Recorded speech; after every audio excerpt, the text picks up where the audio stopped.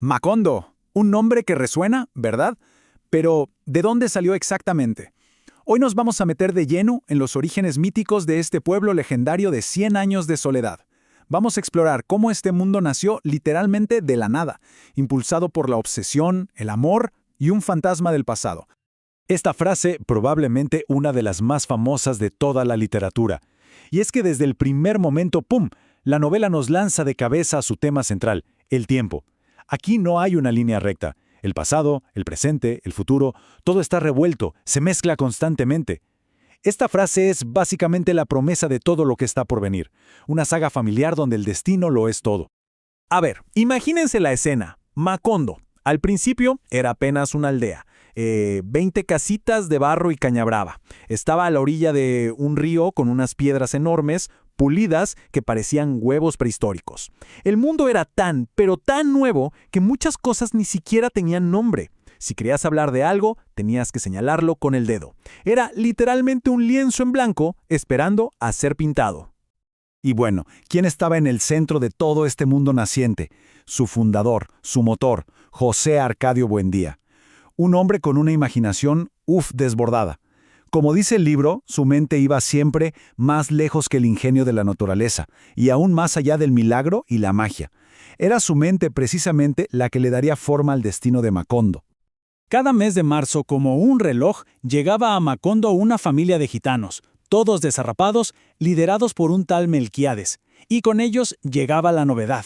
Traían nuevos inventos de todas partes del mundo, y claro, esto era como echarle gasolina a la imaginación desaforada de José Arcadio Buendía. Aquí es donde vemos cómo la ciencia, para la gente de Macondo, era básicamente magia pura.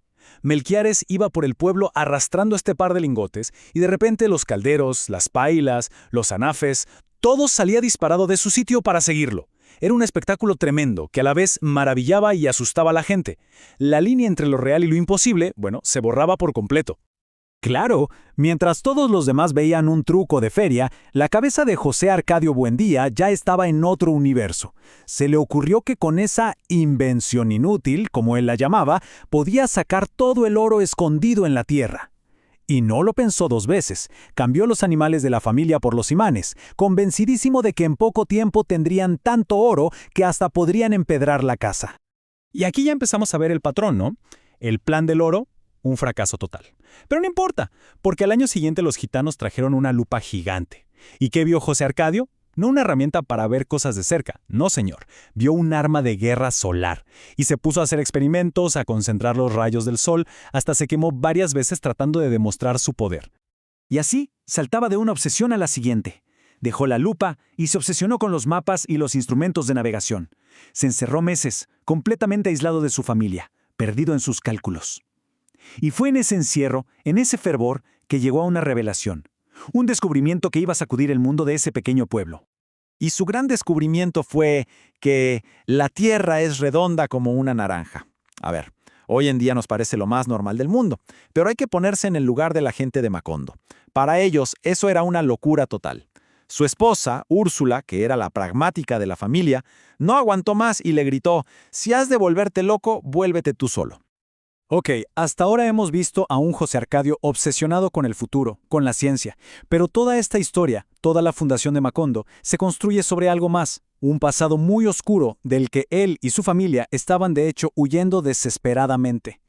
Y aquí está la clave de todo, el gran tabú de la familia Buendía. Resulta que José Arcadio y Úrsula eran primos hermanos, y claro, sus familias se opusieron con todo a ese matrimonio. ¿Por qué? Por un miedo terrible. El miedo a que tuvieran un hijo con cola de cerdo. Y no era una locura, ¿eh? Ya había pasado antes en la familia. Era una especie de maldición. Ese miedo los atormentaba. Y la cosa se puso fea después de una pelea de gallos. Un tipo, Prudencio Aguiar, se burló de José Arcadio por su matrimonio, insinuando cosas.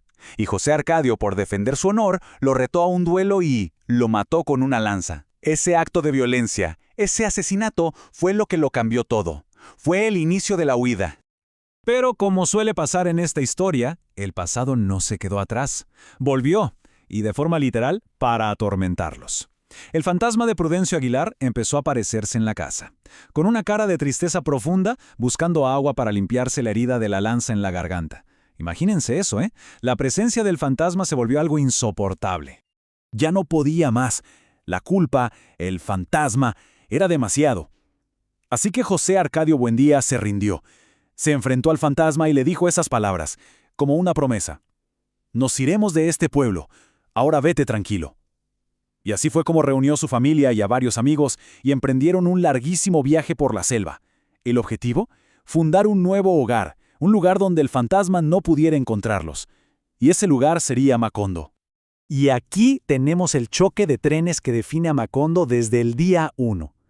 Por un lado, José Arcadio, el soñador, el inquieto, siempre mirando al futuro y a la ciencia. Por el otro, Úrsula, la matriarca, la mujer práctica, atada a la tierra, al pasado y sobre todo a la familia. Esta tensión entre los dos es el verdadero motor de la historia. Bien, ahora vamos a hablar de algo increíble, uno de los momentos más icónicos del realismo mágico, una peste que llegó a Macondo. Pero ojo, no era una enfermedad cualquiera, esta no atacaba el cuerpo, no, atacaba algo mucho más profundo, la memoria, la mismísima esencia de lo que somos. La enfermedad la trajo una niña huérfana que adoptaron, Rebeca.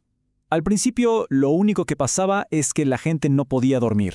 Podrías pensar, bueno, no es tan grave, pero lo aterrador venía después.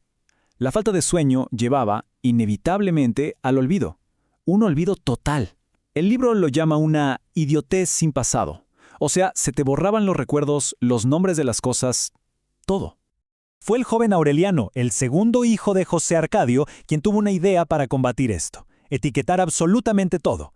Empezó por lo suyo, su yunque de platería, y le pintó la palabra Taz. Y de ahí, la idea se regó por todo el pueblo.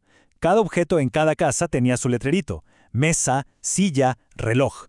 Pero, aquí viene lo terrible, se dieron cuenta de que de nada servía leer la palabra mesa si no recordabas para qué diablos sirve una mesa. Y eso los llevó a esto, a colgarle un letrero a una vaca en el cuello que decía simplemente, «Esta es la vaca». Un intento desesperado por no perder la realidad más básica. Pero la pregunta seguía ahí. ¿De qué sirve saber que eso es una vaca si olvidas qué se hace con ella? Y es que la enfermedad seguía avanzando. Era horrible. Así que un simple letrero ya no bastaba. Tuvieron que hacerlo más y más específico. El letrero de la vaca tuvo que convertirse en un manual de instrucciones completo. No solo el nombre, sino todo el proceso. Para qué servía, qué hacer con ella. Estaban viviendo en una realidad que se les escapaba de las manos y trataban de atraparla con palabras. Y así llegamos a un punto de quiebre en esta primera parte de la historia, porque la salvación para Macondo, para esta crisis de la memoria, llegó del lugar menos esperado, un lugar que de hecho conecta el principio de todo con este momento. Justo cuando ya todo parecía perdido, cuando José Arcadio estaba tratando de construir una máquina de la memoria, apareció un anciano, casi un esqueleto, tocando una campanita. ¿Y quién era? Melquiades, el gitano. Todos lo daban por muerto, pero ahí estaba. ¿Y por qué volvió? Porque según él, la soledad de la muerte le resultó insoportable. Y fíjense en la ironía. La misma fuente de todas las locuras y obsesiones de José Arcadio, los gitanos, ahora se convertía en la salvación del pueblo. Melquiades le dio a beber un líquido, de un color suave, y con un solo trago, ¡chas!, la luz volvió a su memoria. Y así, con esa pócima mágica, todo Macondo se curó. Y todo esto nos deja con una pregunta flotando en el aire, para pensarla. ¿Qué pasa cuando un pueblo entero, un mundo, se funda para huir del pasado, de los fantasmas, y al final termina siendo salvado por la magia de ese mismo pasado que intentaba dejar atrás? Esa es la gran paradoja, y es justo ahí donde de verdad comienzan los 100 años de soledad.